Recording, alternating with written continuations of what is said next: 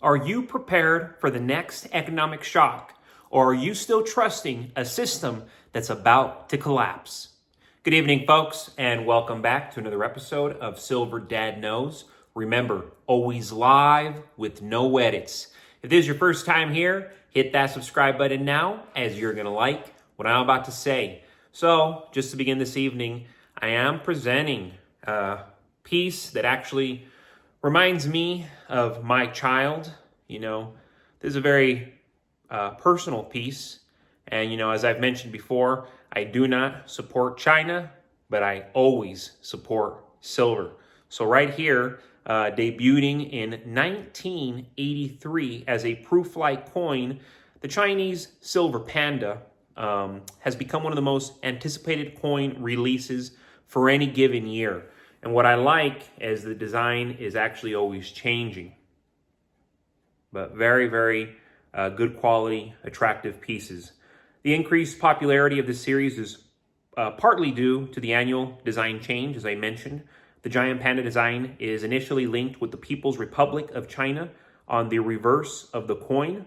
The customary verse depicts the hall of prayer for abundant harvest and the temple of heaven, the centerpiece of a significant religious compound in south central Beijing that has been a religious and social gathering place for centuries.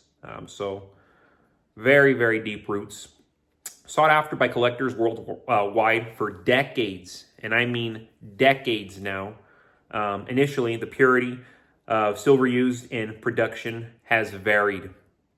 In 1989, the silver content stabilized at 999 pure silver. Then, in 2016, the Chinese mint program moved away from the troy ounce to grams as the official weight measurement. And currently, I am seeing these as low as $41 with free shipping this year. And I think that is actually very, very good. They are awesome pieces. And again, reminds me of my little one. Very personal, very cute, and silver. Just can't go wrong.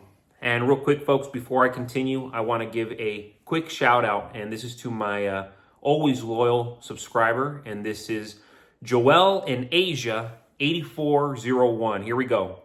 The government has spent $36 trillion that they do not have.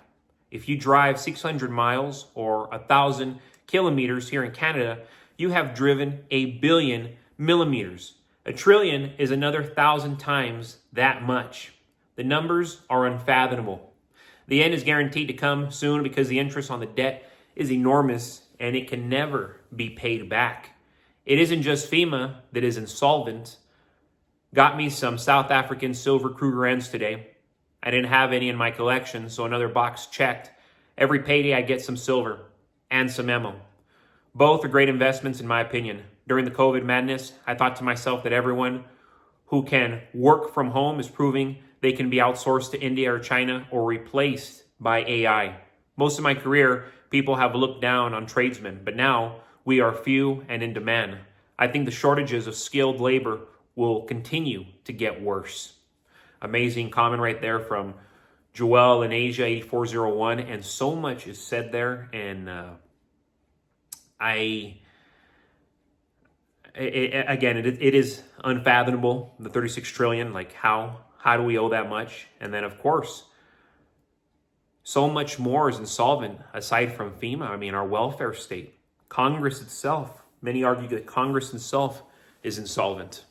And I love it that you mentioned the South African silver Krugerrands because I have a good amount of them in my collection. I'm not crazy about them anymore, but definitely I see their value, and that's why I continue to hold them. I don't even offer them for sale.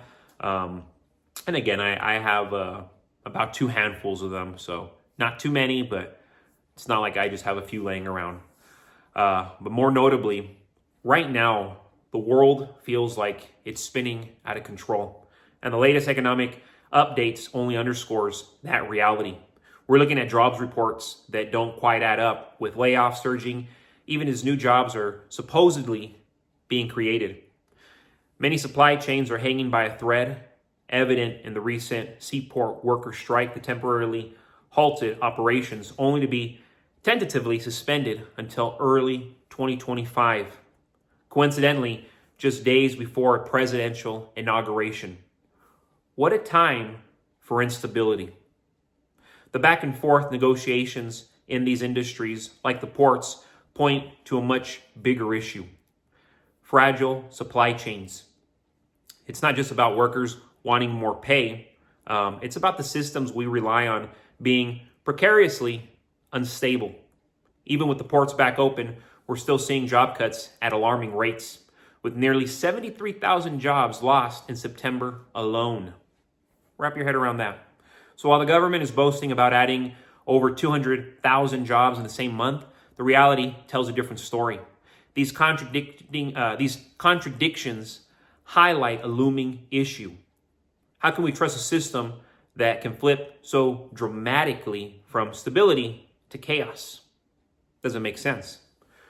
We're looking at an environment where inflation is likely going to get worse, not better. Tariffs on goods, like the ones Congress is pushing for against Chinese imports, are going to drive up costs, making everyday items more expensive. Combine that with shaky supply chains and volatile job markets, and we're left in a scenario where traditional investments will surely crumble. Silver, however, and again, I'm not a supporter of China, always a supporter of silver. This is where it's at, folks. Not that funny money, not all that crap they're just printing endlessly. Silver remains a hedge against the kind of financial and economic chaos we're seeing in real time.